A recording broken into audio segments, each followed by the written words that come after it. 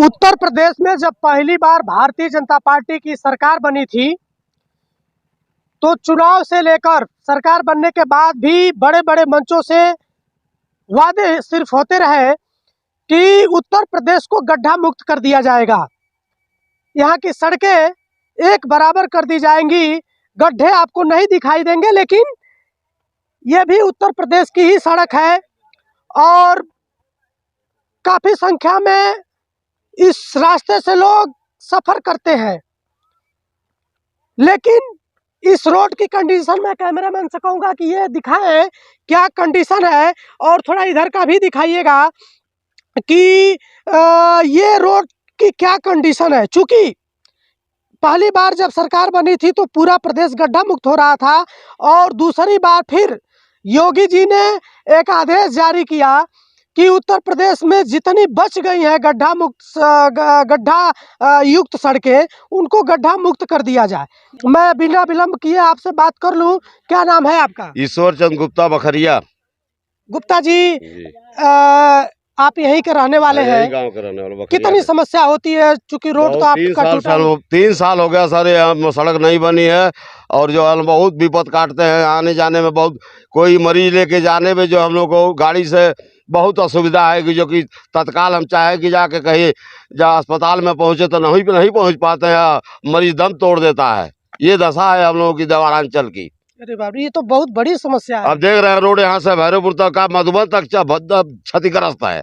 हाँ, बहुत हम लोग की दुर्दशा है सर। यहाँ ये हम लोग गाड़ी लेकर आने जाने में बड़ी दुर्दशा होती है सर। ये रास्ता लगभग कितने गाँव को जोड़ता है? अरे कम से कम बुझ लीजिए कि धर्मपुर है, दुर्लापुर है, और जो है कचिला तो इधर है, और ये सिसवा मौजा है, परसिया है, राजपुर भी है, सब इसी यही मेन रास्ता है। हाँ, तो आप लोग जब मरीजों को लेकर जाते हो, खास तौर से जब प्रेगनेंसी के समय गर्भवती महिलाओं को लेकर जाते हो, उस समय तो काफी बड़ी दुर्दशा होती है सर, बहुत दुर्दशा होती है। अब एम्बुलेंस वाले कभी कभी आते नहीं तो हम लोग को अपने बोलेरो से लेके जाना पड़ता है। बड़ी दुर्दशा हो जाती है सर यहाँ से लेके जाने मरीजों को। कब से ये समस्या? 3 साल हो गया, 3 साल से ऊपर 3 साल हो गया सर। क्या कहेंगे योगी जी से? क्या कहेंगे, क्या वो लोग सब लोग आते हैं कहते हैं पास हो गया है तो तब बनेगा, यही तो हो रहा है और क्या है। अच्छा, रोड की बात कर रहे हैं हम लोग, और विधायक जी की बात ना करेंगे तो ना इंसाफी होगी। यहाँ के विधायक जी कभी आप लोग के बीच आते हैं? अरे विधायक जी दारा जी आए, और उसके बाद पहले वो पांडे जी थे, सब लोग तो बनवाते हैं। अब ये आए हैं, क्या नाम है, रामविलास चौहान जी, ये भी बनवा ही रहे हैं कि बनवा देंगे उनको। पूरा दरवांचल में घुमाए हम लोग। ये गड्ढा जब था जब भी, और फिर अभी और गड्ढा हो गया ये, उसके बाद भी बाढ़ अभी आई थी बाढ़, इसमें और क्षतिग्रस्त हो गया है। अच्छा, ऐसा भी होता है क्या कि गाड़ी ओड़ी का चेम्बर वगैरह लड़ जाता है? अरे साहब यही लड़ जाता था। यहाँ मोटरसाइकिलें, यहाँ जो है नाले में मोटरसाइकिल बह जाती, 4 मोटरसाइकिल बह गई, लोग निकाले बरही बांध करके। यहाँ इतना हम लोग इतना पानी, पुरसा तक पानी थे, तो पाट उठ कर रास्ता बनाया गया है। चलिए देखिए हमारे गाँव बखरिया यहाँ की जो समस्या है बोलना चाहते हैं, बोलिए। बोलिए साहब, आइए आप भी, आप कुछ कह दीजिए भैया। ये भी हमारे भाई साहब। क्या नाम है आपका? रुदल सिंह। रुदल जी यहीं के रहने वाले हैं? हाँ, बखरिया के मूल निवासी। इस रास्ते को लेकर क्या बोलेंगे? रास्ते को लेकर हम लोग कई बार कह चुके, कोई प्रशासन सुन नहीं रहा है। और हम लोग जब बाढ़ में केवल नाव पे यहाँ बैठते हैं, नाव ही एक सहारा है, और उसके बाद हम लोग भैरवपुर जाते हैं।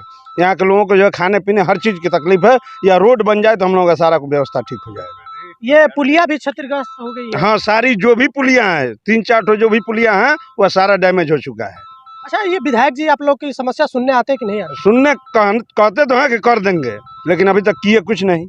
क्या ये चीजें हैं, जब आप जमीनी हकीकत से जुड़ेंगे तो जो सरकारें वादा करती हैं कि गड्ढा मुक्त कर देंगे, लेकिन आप जब जमीन से जुड़ेंगे तो ये चीजें आपको दिख जाएंगी। क्या नाम है? सत्येंद्र सिंह। सत्येंद्र जी, इस रास्ते से जब गुजरना होता है तो क्या महसूस करते हैं? महसूस ही करते हैं कब क्या हो जाए, कौन सा हादसा हो जाए। रास्ते पर मोटरसाइकिल है, साइकिल है, जो भी है, आने जाने की जितनी परेशानी है जो झेल रहे हैं देवारा क्षेत्रवासी, उसको कहना कठिन है। अब मैं धरातल पे देख ही रहे क्या हालत है। विधायक जी से क्या अपील करना चाहेंगे? क्या विधायक जी जनप्रतिनिधि है, क्षेत्र की जनता की समस्या जानते हैं, लेकिन ध्यान दे तब तो। ध्यान दे तब तो। मैं एक युवा है, मैं इनसे बात कर लूँ। क्या नाम है आपका? राहुल तिवारी। राहुल जी, इस रोड को लेकर क्या बोलेंगे? भाई साहब, इस रोड के लिए मैंने बहुत सारी कंप्लेन दी थी, जिसमें हमें डीएम ऑफिस के लिए तरफ से दिया गया था कि यह रोड पास हो चुका है, बहुत जल्दी बनेगा। आज ये एप्लीकेशन का जवाब आए हुए मुझे सालों हो गया, लेकिन आज तक कोई काम नहीं हुआ। आज़ादी का 75 साल हो गया, हम आज़ादी का अमृत महोत्सव मना रहे हैं और हम जीडीपी हमारा देखिए कहाँ जा रहा है।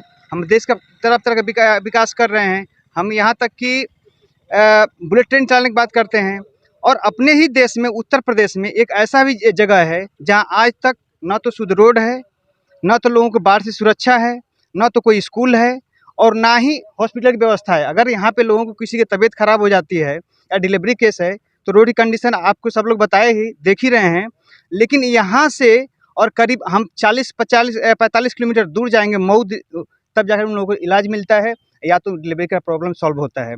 उसके पहले नहीं, उसके पहले पहुँचने में कितने लोग गंवा देते हैं, इसका भी कोई सही नहीं है। डिस्ट्रिक्ट हॉस्पिटल जाने पर भी वहाँ पर पूरी सुविधाएं नहीं होती हैं और ना तो कोई फैसिलिटी वहाँ पर मिलती है। और इसके साथ ही यहाँ पे सभी समस्याओं का जो मेन रीज़न है वह रिंग बांध है। रिंग बांध अगर बन चलिए, रिंग बांध के बारे में वहाँ के लोकेशन से हम बात करेंगे, चूँकि इस देवरांचल की एक बहुत बड़ी समस्या है रिंग बांध। तमाम चीज़ें हैं, धरातल पर उतरने की ज़रूरत है। यहाँ के जो प्रतिनिधि हैं, जो जिम्मेदार व्यक्ति हैं, उनको इन तस्वीरों को देखना चाहिए और काम करने की ज़रूरत है। देवरांचल के लोग काफ़ी मेहनती होते हैं, लेकिन हर साल सरकार चाहे किसी की भी हो, सरकार इनके साथ खरा नहीं उतर पाती है और ये लोग खराब रास्ता से लेकर हर सिचुएशन में ये लोग कठिनाइयाँ झेलते हैं। अभी हमको भारतीय जनता पार्टी के मंडल उपाध्यक्ष मिल गए हैं। क्या नाम है आपका? संतोष तिवारी।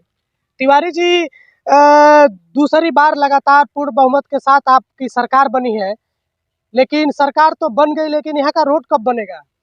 देखिए, पिछली सरकार जो रहा वो 3 साल हम लोग का कोरोना काल में चला गया, ठीक है। और इसका प्रस्ताव लिख करके गया था, अनुमान इसका परमिशन भी मिल गया था, संस्तुति मिल गई थी सड़क का। उसमें एक फॉल्ट ये आया था कि हमने लिखा था, पिछली सरकार में भी लिखा था, इस सरकार में भी लिखा था, भैरवपुर गुनागर बाबा के स्थान से राजू चौक तक लगभग 4 किलोमीटर, लेकिन जो उसका सेंशन हुआ सड़क तो पुरानी जो 3.5 किलोमीटर हुई थी वीरेंद्र भाई की स्कूल तक, वहीं तक का सेंशन हुआ था। लेकिन अब करंट की बात हम करेंगे। जो भी हुआ वो तो अभी सामने दिखा नहीं।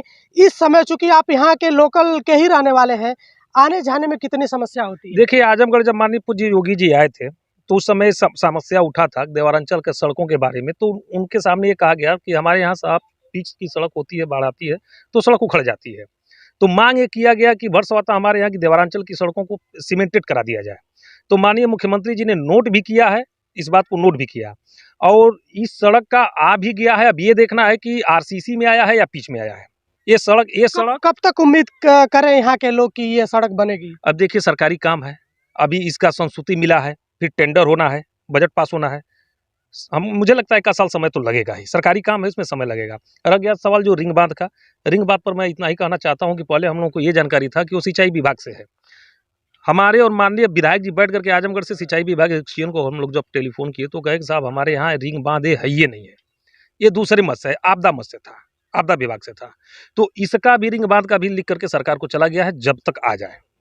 चलिए, आपको लोकल के लोगों से बचना है और पार्टी से भी बचना है, लेकिन मैं आपसे ये जान लूं कि समस्याएं कितनी होती है। जब आप भी इस रोड से आते जाते हैं तो आने जाने में समस्याएं क्या होती हैं आप लोग? मैं अपने दल के हर प्रतिनिधि को, चाहे सांसद हो चाहे विधायक हो, कोई ऐसा प्रत्याशी भी नहीं है जिसको इस रास्ते पर न गुजरवाया हूँ।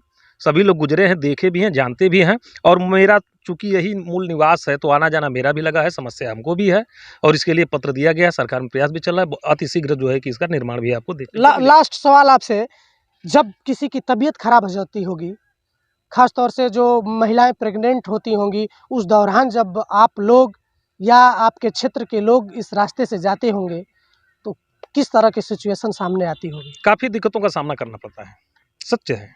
देवरांचल है, आपदा का क्षेत्र है, समस्याएं होती हैं, उसका निदान भी हो रहा है। मुझे तो लगता है कि आपके सरकार में गड्ढा मुक्त की बात होती है, एक बार और यहाँ बाढ़ आ जाए, कुछ समय बाद लगता है कि ये सड़क मुक्त हो जाएगा देवरांचल। मुझे जहाँ तक ख्याल है, मेरे सरकार के बनाया हुआ सड़क था, 5 साल ये सड़क रही है। 5 साल के बाद सड़क की अवधि खत्म हो जाती है, फिर बाढ़ आ गई थी, उसी में सड़कें टूट गई हैं, पुनः नव निर्माण के लिए प्रशासन को चला गया है। चलिए, समस्या तो है, इससे आप इनकार नहीं कर सकते और यहाँ के लोगों को डेली समस्या होती है, डेली इन समस्याओं से लोग जूझते हैं, परेशानियाँ हैं, काम करने की ज़रूरत है। जिम्मेदार जो भी लोग हैं उनको इन तस्वीरों को देखना चाहिए और जल्द से जल्द काम होने चाहिए। जब इसी उत्तर प्रदेश में बड़े बड़े पूर्वांचल बन सकते हैं, बड़े बड़े पुल बन सकते हैं, तो इन देवरांचल के लोगों के लिए भी ये सड़क बननी चाहिए। और जो घाघरा नदी के तट पर जो वहन सेतु पुल का निर्माण काफ़ी वर्षों से लटका हुआ है, वो भी होना चाहिए। अगर ये चीज़ें यहाँ के लोगों के लिए बन जाती तो यहाँ के लोग ही नहीं, इस रास्ते से आने जाने वाले तमाम लोगों के लिए सहूलियत मिल जाती और इस क्षेत्र का भी विकास होता। बाकी देवरांचल के क्षेत्र से ये मेरा प्रयास कैसा रहा, आप कमेंट्स बॉक्स में लिखकर ज़रूर बताइएगा। मैं अगले किसी वीडियो में फिर मिलूँगा, तब तक के लिए धन्यवाद।